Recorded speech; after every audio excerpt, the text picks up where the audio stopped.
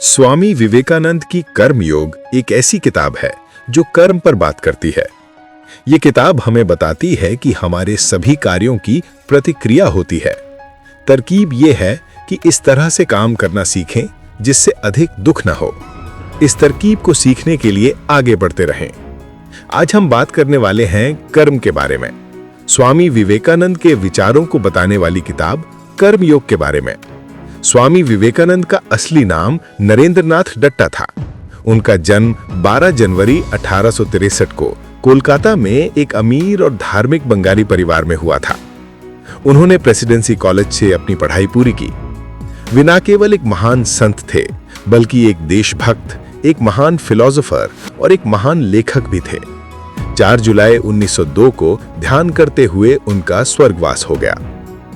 स्वामी विवेकानंद जी कर्म की बात के लिए बहुत ज्यादा डेडिकेटेड थे। उन्होंने हमेशा कहा कि किसी भी तरह के काम से निपटने के लिए प्रैक्टिकल होने की जरूरत है। बहुत ज्यादा थ्योरी ने पूरे राष्ट्र को नष्ट कर दिया है। कर्म योग में उन्होंने कर्म को मानसिक डिसिप्लिन और ज्ञान बढ़ोतरी के गाइडेंस की तरह प्रस्तुत किया है।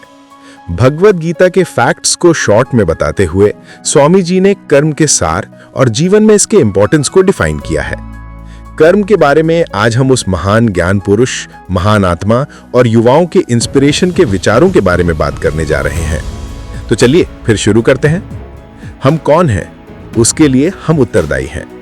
हम जो भी बनना चाहें वो बनने की शक्ति हम में है। अगर हमारा आज का रूप हमारे पहले के कामों का परिणाम है, तो निश्चित रूप से ही अपने आज के कामों द्वारा हम अपना आने वाला कल भी बना सकते हैं। इसलिए हमें कर्म करना सीखना चाहिए। कर्म योग क्या है? कर्म योग को अक्सर कारण और प्रभाव का योग या बोने और काटने का योग कहा जाता है, लेकिन ये वास्तव में काम का योग है। कोई भी काम, कोई भी विचार जिसके करने से कुछ होता है, कर्म कहलाता है। इस तरह कर्म के नियम का मतलब है काम करना या एक्शन लेना, क्योंकि जहां कहीं भी एक्शन होता है उससे कुछ न कुछ जरूर होता है। इस सच्चाई को नकारा नहीं जा सकता है और कर्म का यह नियम पूरे यूनिवर्स में सच है। कर्मयोग एक मानसिक डिसिप्लिन है जो एक इंसान को ज्ञान के जरिए अपने कामों को पूरे करते हुए लोगों की सेवा करने के लिए कहता है। हम कर्मयोग से काम करने का रहस्य, काम करने का तरीका और काम करने की शक्ति के बारे में सीखते हैं। हम इससे सीखते हैं कि संसार के सभी कामों का सबसे अच्छा इस्तेमाल कैसे किया जाए।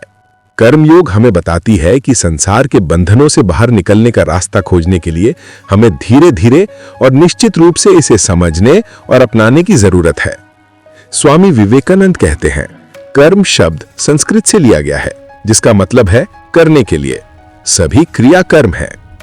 तकनीकी रूप से इस शब्द का मतलब कुछ काम करने से किसी काम का होना भी होता है, लेकिन कर्म योग में हमें कर्म शब्द से ही मनचाहे रिजल्ट्स लेने होते हैं। इसलिए सभी क्रियाएं कर्म हैं, सबसे बेसिक कामों जैसे कि दांतों को ब्रश करने से लेकर ध्यान जैसी उच्चतम ऊंचाई वाले कामों तक। कर्म योग का मतलब उन सभी ह्यूमन एक्टिविटीज से है जो फोकस, स्किल और चालाकी से की जाती हैं और जिंदगी में मुक्ति का रास्ता बिना कुछ मिलने के लालच के अपने कर्तव्यों का पालन करना है। भगवद गीता में श्री कृष्ण अर्जुन और सभी मानव जाति को अपना काम सबसे ईमानदारी से और अपना बेस्ट देते हुए स्किल के साथ करने की सलाह देते हैं, बिना किसी लालच या पुरस्कार की उम्मीद के। तो आइए स्वामी विवेकानंद और भगवद गीता के इसी तरह के कर्म के बारे में, प्रेशियस विचारों के बारे में बात करते हैं। अध्याय 1, कर्म और चरित्र पर स्वामी जी के विचार। शक्तिशाली होंगे। अगर आप अपने को कम समझते हो तो आप किसी से कम हो जाओगे। अगर आप अपने आप को पवित्र समझते हैं तो आप पवित्र होंगे। सफल होने के लिए आपके पास जबरदस्त डिटर्मिनेशन, जबरदस्त इच्छा शक्ति होनी चाहिए। इसलिए लोग जो चाहे कहें, अपने विश्वास पर टिके रहें और विश्वास रखें, दुनिया आपके कदमों में होगी। विवेकानंद जी कहते हैं कि कई लोग कहते हैं कि इस साथी या उस साथी पर विश्वास करो, लेकिन मैं कहता हूं पहले खुद पर विश्वास करो। अगर आप पवित्र हैं, अगर आप मजबूत हैं, तो आप पूरी दुनिया के बराबर हैं। अध्याय 2, हर कोई अपनी जगह पर महान है। कर्म के इस प्रिंसिपल को सिखाते हुए स्वामी जी कहते हैं कि कर्म योग प्रिंसिपल का एक हिस्सा है। एक्टिविटी, हाउसवाइफ, हस्बैंड और इसी तरह हर किसी की अपनी एक्टिविटी के अनुसार ड्यूटी होती है। ये दिखाता है कि किसी के लिए क्या ड्यूटी नहीं है और दूसरे के लिए वही ड्यूटी है। साथ ही ये सोचना भी ठीक नहीं है कि ये ड्यूटी छोटी है और दूसरी बड़ी है। अगर कोई इंसान ईश्वर की पूजा करने के लिए दुनिया से संन्यास ले लेता है तो उसे ये नहीं सोचना चाहिए कि जो लोग दुनिया में रहते हैं और दुनिया की भलाई के लिए काम करते हैं वे भगवान की पूजा नहीं कर रहे हैं। ना ही दुनिया में रहने वाले पत्नी और बच्चों को उनके बारे में ऐसा सोचना चाहिए कि जो संसार को त्याग देते हैं वे नीच या आवारा हैं, क्योंकि हर एक का अपने और लोगों के जीवन में अपनी अपनी जगह और वैल्यू है, जैसे वो सिर्फ अपने कामों के जरिए ही पूरा कर सकते हैं। अध्याय 3, कर्म का राज।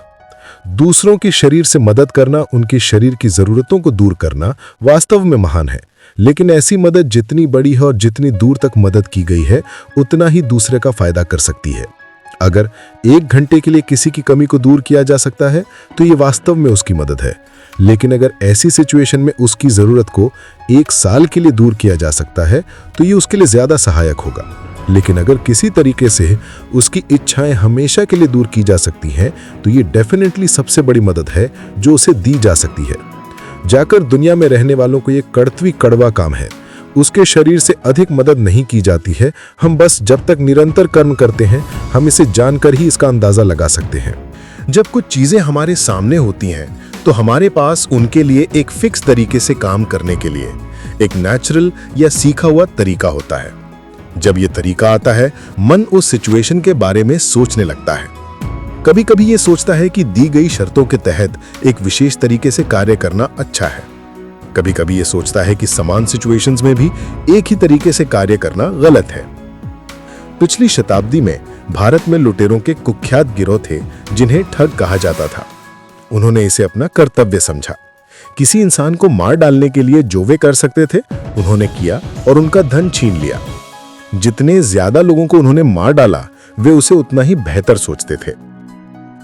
नॉर्मली अगर कोई इंसान सड़क पर जाता है और किसी दूसरे इंसान को गोली मार देता है तो वो ये सोचकर इंसल्टेड हो सकता है कि उसने गलत किया है। लेकिन अगर वही आदमी अपनी रेजिमेंट में एक सैनिक के रूप में एक नहीं बल्कि 20 को मारता है तो वो डेफिनेटली खुश होगा और सोचेगा कि उसने अपना कर्तव्य का पालन बहुत अच्छे से किया है। इसलिए हम देखते हैं कि ये सिर्फ किया गया काम नहीं है जो एक कर्तव्य को डिफाइन करता है। इस तरह कर्तव्य की फिक्स परिभाषा देना पूरी तरह इम्पॉसिबल है। कोई भी काम जो हमें ईश्वर की ओर ले जाता है वो एक अच्छा काम है और ये हमारा कर्तव्य है। कोई भी काम जो हमें नीचे की ओर ले जाता है वो बुरा है और हमारा कर्तव्य नहीं है। इंडिविजुअल नजरिए से हम देख सकते हैं कि कुछ कामों में हमें ऊंचा और इज्जतदार करने की ताकत होती है, जबकि कुछ दूसरे कामों में हमें नीचा दिखाने और हमारे साथ बुरा करने का ट्रेंड होता है।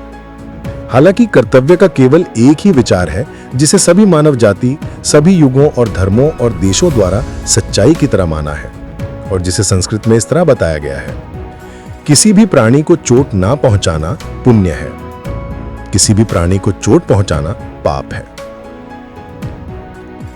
अध्याय 5, हम अपनी मदद खुद करते हैं, दुनिया की नहीं।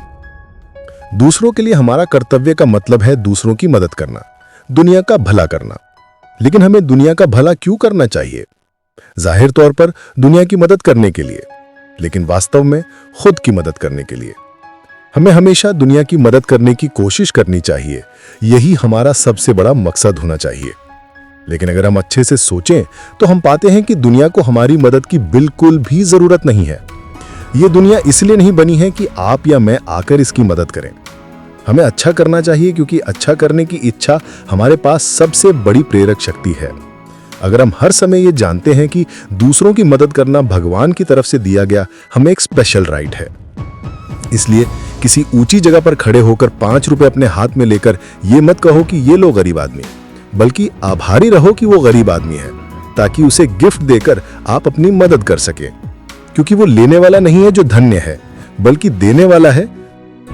इसलिए आभारी रहें कि आपको दुनिया में लोगों की भलाई करने की और दया की शक्ति का इस्तेमाल करने की ताकत और परमिशन दी गई है। और इस तरह से सोचने और काम करने पर आप पवित्र और परिपूर्ण यानी सभी इच्छाओं को पूरा कर लेने वाले इंसान बन सकते हैं। यही एकमात्र तरीका है जिससे हम परिपूर्ण बन सकते हैं। कोई भी भिखारी जिसकी हमने मदद की है उसका हम पर 1% भी बकाया नहीं है, बल्कि हम सब कुछ उसी के कर्जदार हैं, क्योंकि उसने हमें अपने ऊपर अपना दान करने की परमिशन दी है। ये सोचना पूरी तरह गलत है कि हमने दुनिया का भला किया है या कर सकते हैं, या ये सोचना कि हमने ऐसे और ऐसे लोगों की मदद की है, क्योंकि ये एक बेवकूफ़ी से भरी विचार है और सभी मूर्ख विचार दुख लाते हैं। हम सोचते हैं कि हमने किसी आदमी की मदद की है और उम्मीद करते हैं कि वो हमें थैंक यू कहेगा, और अगर ऐसा वो नहीं करता, दुख हमारे पास आता है। हम जो करते हैं उसके बदले में हमें किसी चीज की उम्मीद क्यों करनी चाहिए? है अगर ये सबसे शक्तिशाली नहीं बनाता है, वह जो हमेशा एक्टिव प्रोविडेंस है। सारी पावर उसी की है और उनके ऑर्डर के अंडर है। उसी के आदेश से हवा चलती है, सूरज चमकता है, पृथ्वी रहती है और मौत आती है। वह सब में है। हम सिर्फ उनकी पूजा कर सकते हैं। इसलिए काम के सभी फल छोड़ दीजिए, अपने लिए अच्छा करिए, तभी फुलफिलमेंट आएगी। इस तरह दिल के बंधन टूट जाएंगे और हम पूरी तरह आजाद महसूस करेंगे। यही मुक्ति वास्तव में कर्मयोग का लक्ष्य है। निष्कर्ष। तो दोस्तों, ये है कर्म पर स्वामी विवेकानंद जी के विचार। हमें उम्मीद है कि आपने कर्म के बारे में कई सारे जरूरी बातें सीखी। अब इन्हें अपनी जिंदगी में अपनाएं और अपने कर्मों की क्वालिटी को बेहतर बनाते हुए अपनी जिंदगी की ओर बढ़ते चलें। स्वामी विवेकानंद द्वारा कर्मयोग एक स्पिरिचुअल किताब है जो निस्वार्थ कार्य के मार्ग की तलाश करती है। विवेकानंद कर्मयोग की कॉन्सेप्ट और आज के जीवन में इसकी रेलेवेंस की व्याख्या करते हैं। वे निस्वार्थ सेवा की परिवर्तनकारी शक्ति पर जोर देते हैं और ये बताते हैं कि ये कैसे आध्यात्मिक विकास और प्राप्ति की ओर ले जा सकता है। ये किताब निस्वार्थता को रोजमर्रा के कार्यों में इंटीग्रेट करने पर व्यवहारिक मार्गदर्शन प्रदान करती है और एक उच्च उद्देश्य के लिए डिटैचमेंट और समर्पण के महत्व पर प्रकाश डालती है। प्राचीन ज्ञान और आधुनिक प्रासंगिकता के साथ कर्मयोग एक परिपूर्ण और उद्देश्यपूर्ण जीवन चाहने वालों के लिए मूल्यवान इंसाइट्स प्रदान करती है। धन्यवाद।